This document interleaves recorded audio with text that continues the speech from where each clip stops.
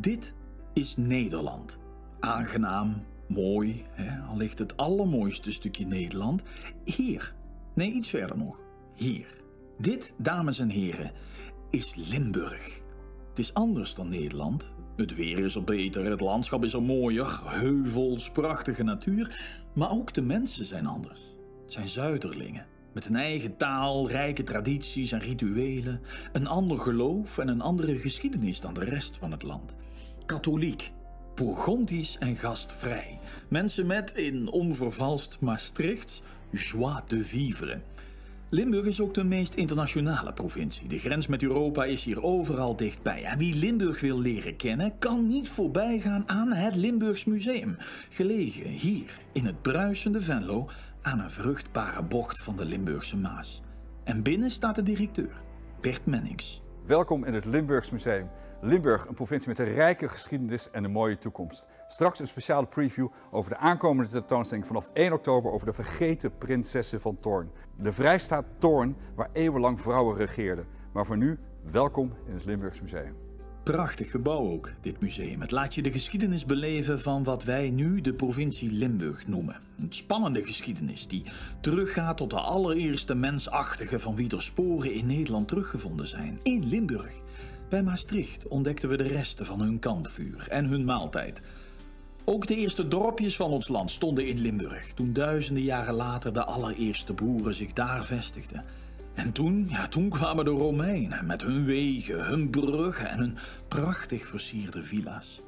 Ach, steek in Limburg een schop in de grond en je duikelt zo het rijke verleden in. Maar je kunt ook gewoon het Limburgs Museum bezoeken, want de archeologische collectie behoort tot de top van Nederland en de Euregio. Hier bijvoorbeeld een schat, een muntschat van een Eburoon die 2000 jaar geleden werd opgejaagd door niemand minder dan Julius Caesar, de Romeinse veldheer die wraak kwam nemen voor een smadelijke nederlaag die de Limburgers van toen, hem hadden toegebracht. Uit angst voor de Romeinse furie verstopten de mensen hun waardevolle zaken in de grond en deze Eburoon is zijn schat nooit meer kunnen komen opgraven.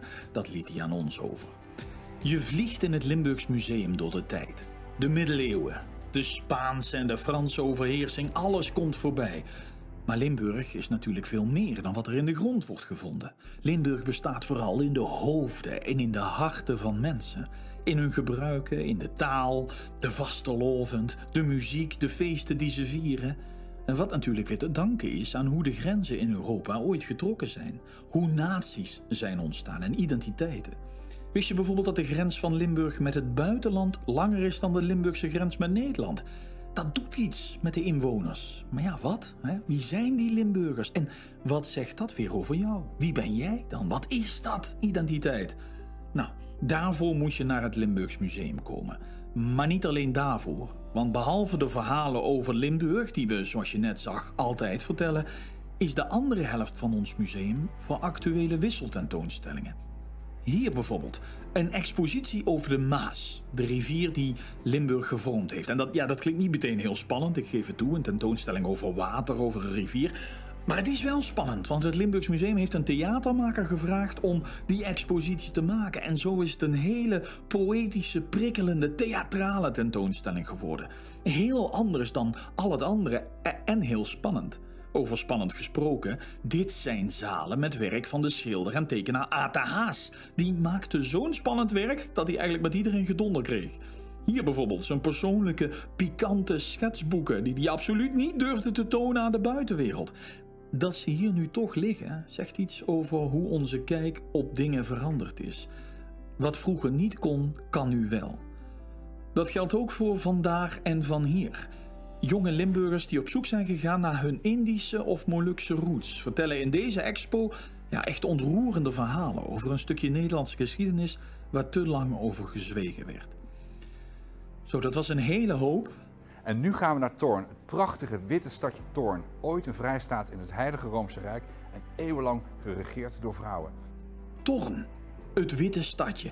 Toeristisch trekpleister in Midden-Limburg, een half uurtje ten zuiden van het Limburgs Museum. En dat Thorn was dus ooit een zelfstandig mini-staatje, geregeerd door vrouwen. Ja, 300 jaar voordat Amsterdam überhaupt bestond, trokken er in Thorn al vrouwen aan de touwtjes. Het gaat om een damesstift. Rijke vrouwen van allerlei koningshoven en adellijke geslachten uit heel Europa leefden daar in dat damesstift in Thorn. En aan het hoofd stond een vorstin Abdis.